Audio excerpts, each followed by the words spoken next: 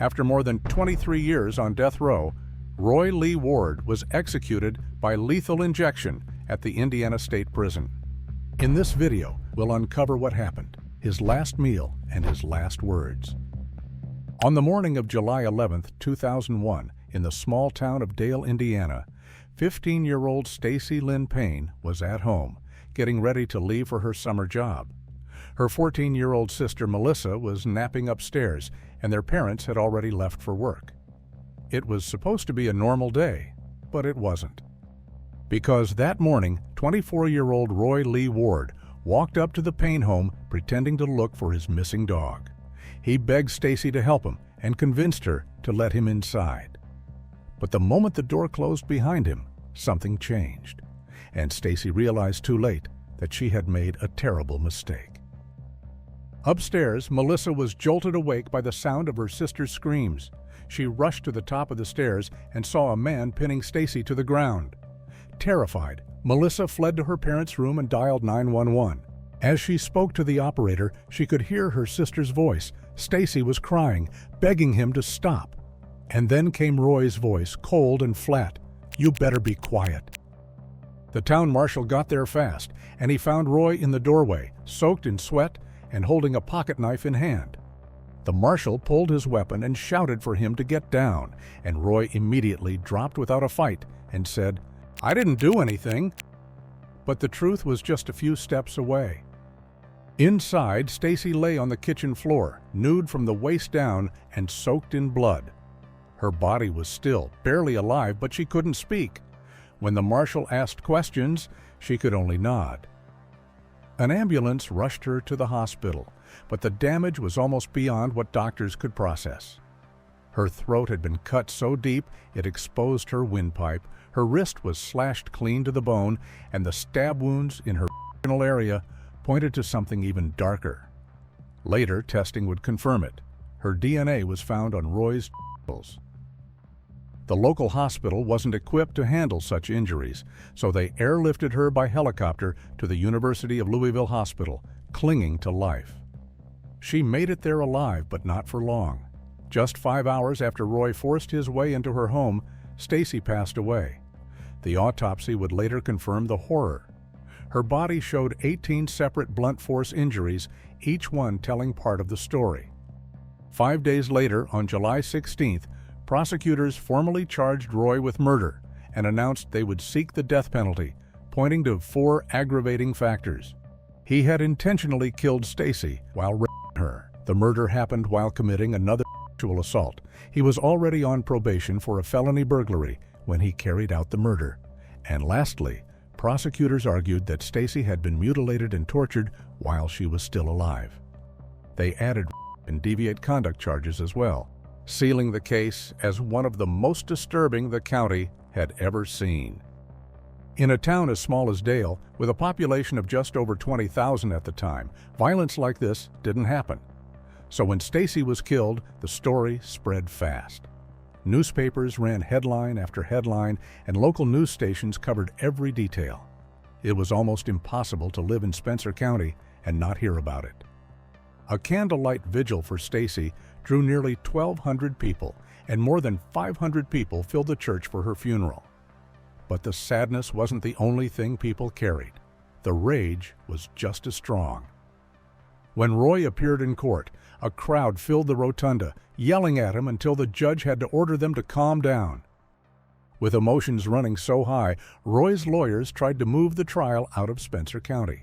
They argued that too many people already believed he was guilty, and that the media coverage, over 20 newspaper stories and more than a dozen television reports, made a fair trial impossible. Some articles even mentioned Roy's criminal record, something a jury would never be allowed to hear.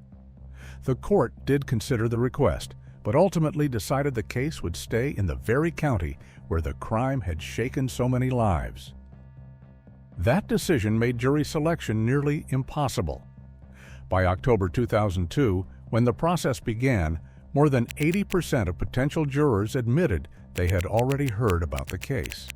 Some had even formed strong opinions before ever setting foot in the courtroom. One wrote, "Unless you live under a rock, you've heard a lot about this case." and another went further, saying, "Hang him instantly. He should have been shot on the spot." After 2 long days of questioning, the court finally seated 12 jurors and 2 alternates. But even then, most had already heard the details, and several openly admitted they had made up their minds before the trial even started. The trial opened on October 14, 2002, and it didn't last long. In just 4 days, the jury heard everything. Roy's attorneys didn't try to deny what happened inside the Payne home. In fact, they told the jury outright, he is responsible for Stacy Payne's death. But they argued he hadn't meant to kill her, that the murder wasn't premeditated, just a tragic outcome of a violent moment. It was a thin defense, and the jury didn't buy it. They returned a guilty verdict on every count. A week later, on October 21st, the penalty phase began. This time, the jury heard more about Roy's past, about his violent outbursts, about the other crimes he had committed long before Stacy. And whatever doubt might have lingered disappeared. The jury voted for death. And the judge agreed, handing Roy Lee Ward a death sentence, plus 2 more 50-year terms for and deviate conduct. But that verdict didn't stick. In 2007, the Indiana Supreme Court overturned the conviction. They ruled that the trial should have never been held in that county, where everyone knew the case and where outrage ran too deep. The court said Roy couldn't get a fair trial there. So they did it all over again. During the retrial, Roy stood up in court and admitted everything. He pleaded guilty to Stacy's murder and to deviate conduct.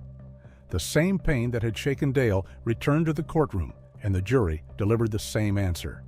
They voted for death. And in 2007, a second judge gave Roy the same sentence all over again.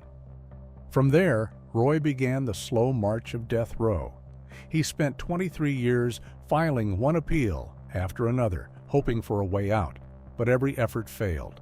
And by 2025, the Indiana Supreme Court had enough. They denied his final appeal, which challenged the state's lethal injection method, and officially scheduled his execution for October 10th. As the date closed in, Roy made a decision that surprised people. He chose not to appear before the Indiana Parole Board, not because he had given up, but because he didn't want Stacy Payne's family to feel obligated to travel all the way to the prison in Michigan City to watch him beg for mercy. According to his attorney, Joanna Green, that choice wasn't about arrogance or guilt. It was about Roy's autism. She explained that he struggled to communicate emotion in a way people could understand, and trying to explain remorse face to face would have done more harm than good. The parole board had a clear job, but a heavy one. They had to hear both sides, what the lawyers argued, what the Payne family had been through, and then make a recommendation. But even then, their decision wasn't final. Only the governor could stop the execution. He could choose to delay it, reduce the sentence to life, or let it move forward. On September 22, 2025, the parole board gave their answer, move forward, and 2 days later, the governor agreed. Roy's time had finally run out. On October 10, 2025, Roy's final day came. He was given the chance to choose his last meal, and he didn't hold back. From Texas Corral, he asked for a hamburger, a steak melt, an order of fries, a baked potato with butter, 12 fried shrimp, a sweet potato, chicken Alfredo, and a side of breadsticks. Around midnight, he was brought into the execution chamber and strapped to the gurney. When asked for any final words, Roy simply said, "Brian is going to read them." After that, the process moved forward without complications. By 12:33 a.m., he was pronounced dead. Roy Lee Ward was 47 years old. What do you think? Has justice been served? Let us know your thoughts in the comments.